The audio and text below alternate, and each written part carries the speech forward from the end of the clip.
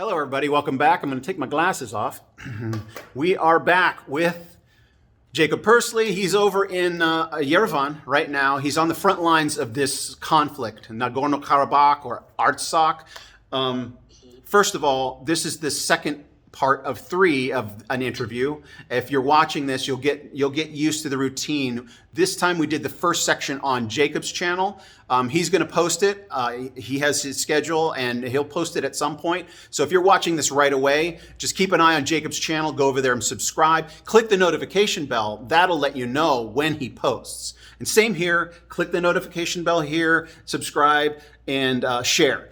So on this channel, I'm going to talk to Jacob about, I want to get, since he's on the ground over there, there's 2 things that we're going to talk about in this little segment. And the first one is what the latest news is.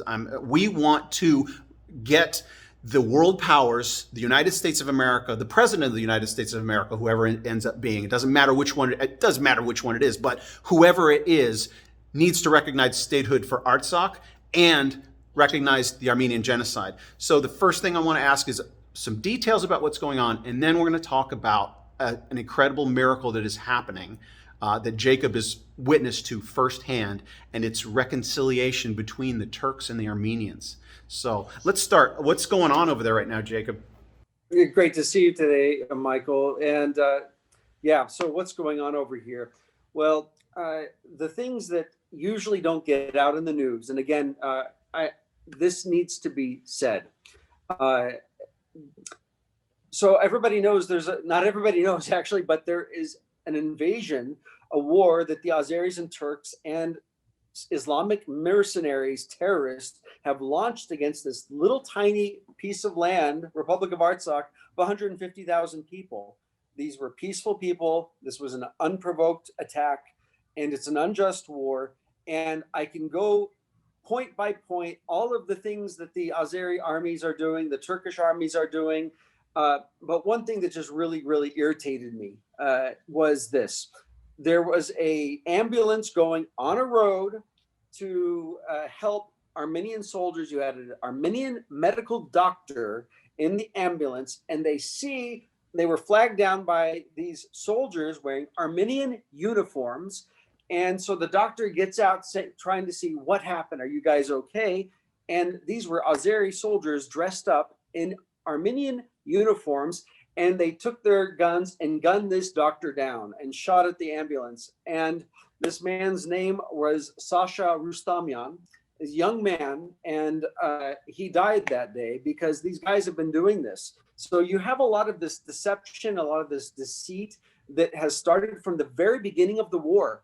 The Azeris in their news, they're lying about almost everything, and so are the Turks. They have their media is controlled by the government, and they don't want anything to get out that it would be the truth. And so then you see the deceit of this happening, where they're dressing up as soldiers. I have more stories like that I can say, but this is troubling. These are war crimes, and they continue to do this. I have a list of maybe 10 war crimes that they've committed in the last few days that have come to light.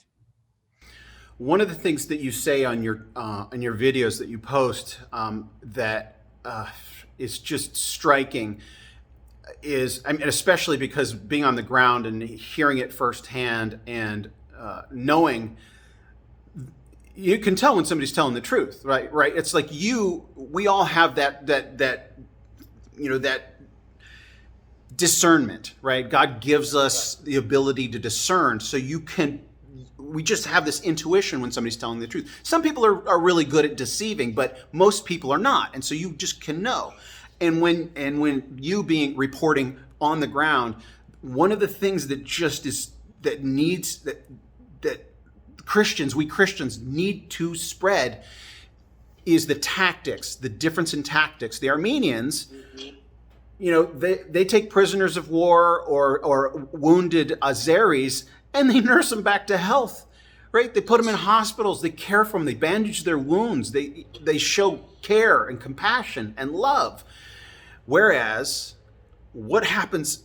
I mean, tell me, what happens if you get caught behind enemy lines if you're an Armenian on the Azeri side?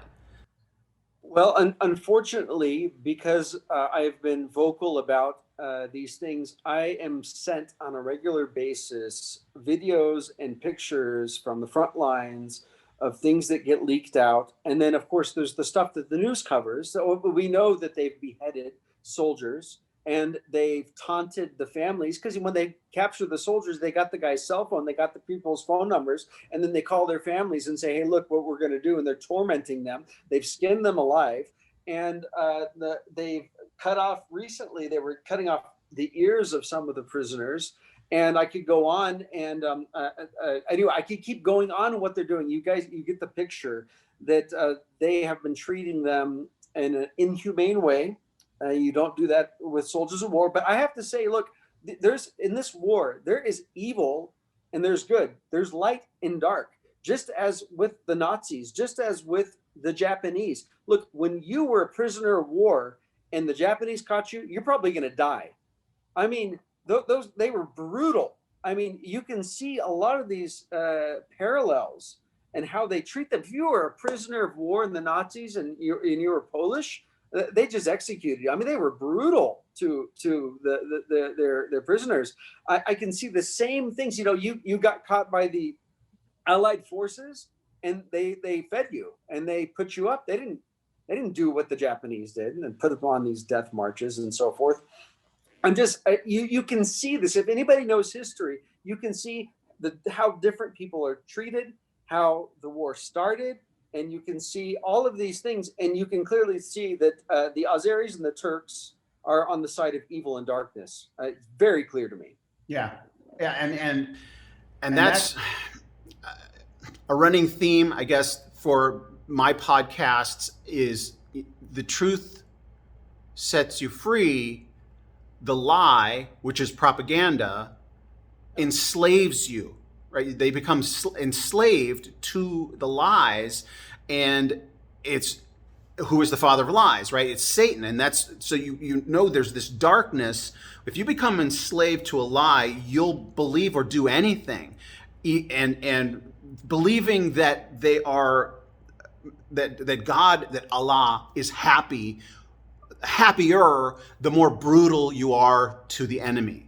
And that's something that, like we talked about on earlier today on your channel, Sogomon Talarian, in the court trial, there was a priest, an Armenian priest who testified. He had an interview, or he was going to his death. Like this it was a Turkish soldier or a captain who was being open. He's like, yeah, you're probably going to die anyway, so I'm just going to tell you what we believe.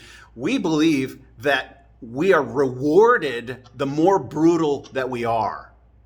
The more brutal that we are, that Allah is pleased and that we get a greater reward, the more brutal. I'm talking about babies. I'm talking about the innocent women and children. And use your imagination. It's horrific. You can't even imagine the things they actually did when you start reading what they actually did. But I want to transition here to the one of the greatest miracles that I can imagine happening. So think about this: two peoples that are so opposed, or one people that is so opposed to another. But what does the Bible say?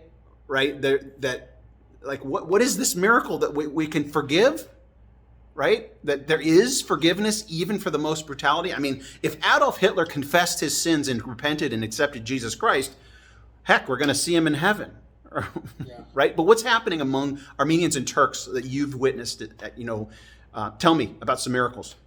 Okay, well, it's a long history. To make it short, is this: when a Turkish and Christian person becomes when a Turkish and Kurdish person, their Muslim background, when they become a Christian, when they reject Islam and the Quran and Muhammad and that influence, that worldview that is a really, really violent worldview. And if people want to argue with me, they can, but you're going to have to argue from primary sources, not your Muslim friend that you know that works down at the gas station. You're going to have to look at what the primary source teaches about your religion, not how somebody behaves, because it's the primary source that tells you and dictates what the religion is. And as you have pointed out, it is a religion that can lead to violence if you take it literally and seriously and historically how it was practiced. So and then anyway, so that's one thing. So a lot of people, these Turks and these Kurds, have rejected Islam, and they've read the Bible, and they're like, wow, this is not what we've thought.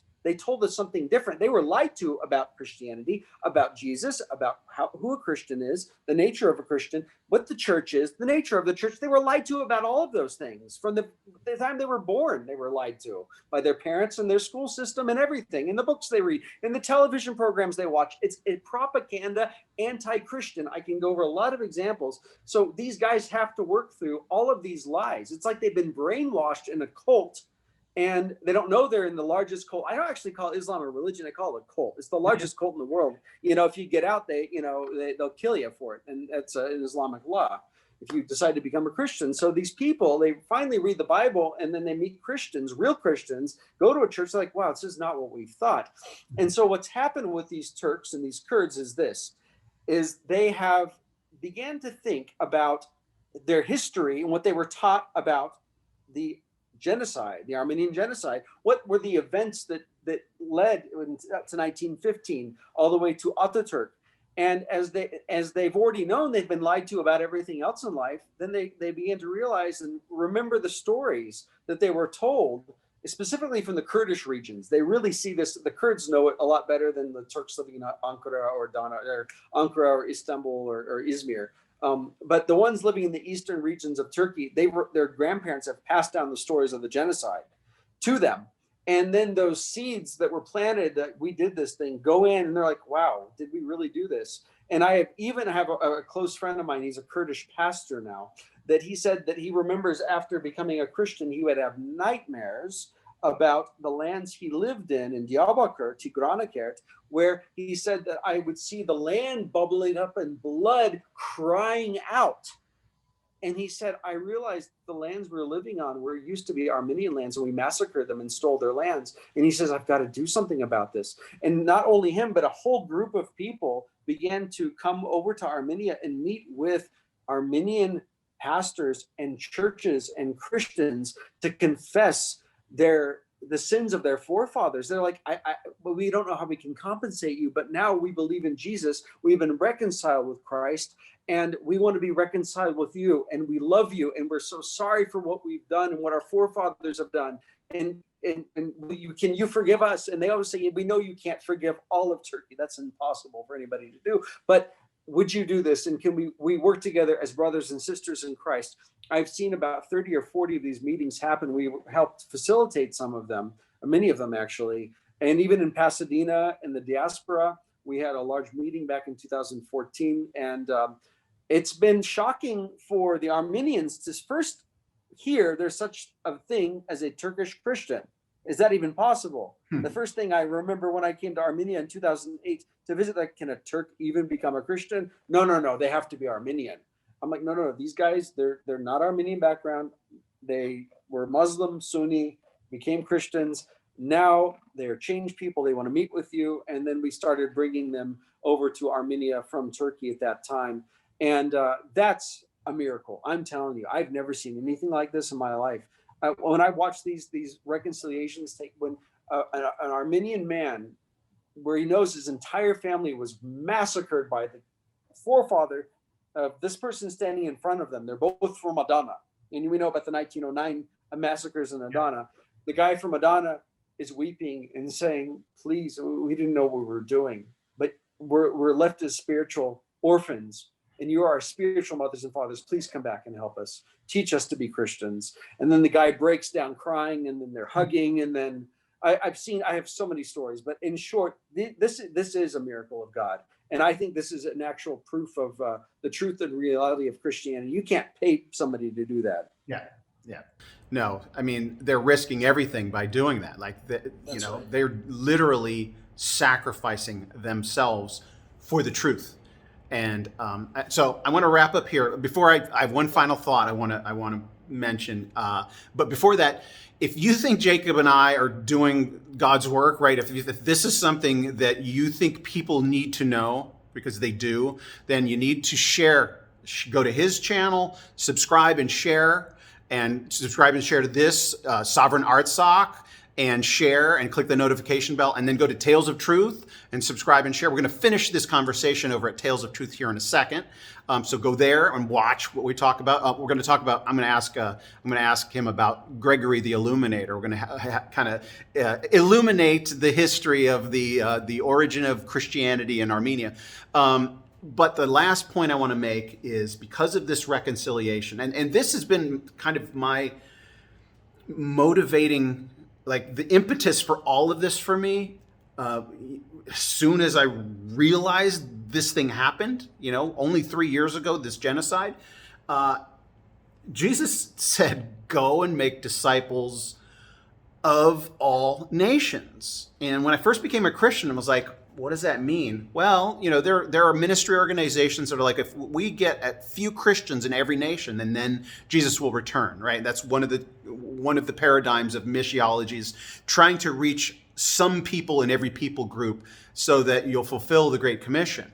And when more recently, within the past couple of years, I was looking at the Matthew Henry commentary on that passage of all nations. And what Matthew Henry says is, it's not just a couple Christians in every people group, it's the nations themselves converting. And Matthew Henry's like, when an entire group or governing, or one thing that holds people together is the governing structure. When that governing structure of that people group adopts Christian principles and puts them into application, that's the conversion of a nation. Even though not every person within that nation would necessarily convert to Christ, it's, we believe this, we're going to live by this, love your neighbor as yourself, and the altruism that each individual is created in the image of God and you are important, and so I'm like, wait a minute, if that's God's will, thy kingdom come, on earth as it is in heaven, then I think Turkey's going to become a Christian nation. Right? I'll finish with this verse. All things work together for the good of those who love God, who called according to his purposes. And we see a genocide, and people ask, why would God allow 1.5 million Armenians to be massacred? Well, maybe it is for such a time as this, with this reconciliation of the perpetrators and the victims, to prove that there is more to this life than just what we're going through right here. That God is transforming lives. Whatever's going on at the top of the politics, God is doing something among the people, the Turks in Turkey. And you and I are neither Armenian or Turkish. We believe God is at work. So thank you, Jacob. All right, everybody, we're going to wrap this up here. Go to Tales of Truth and watch the rest of this conversation.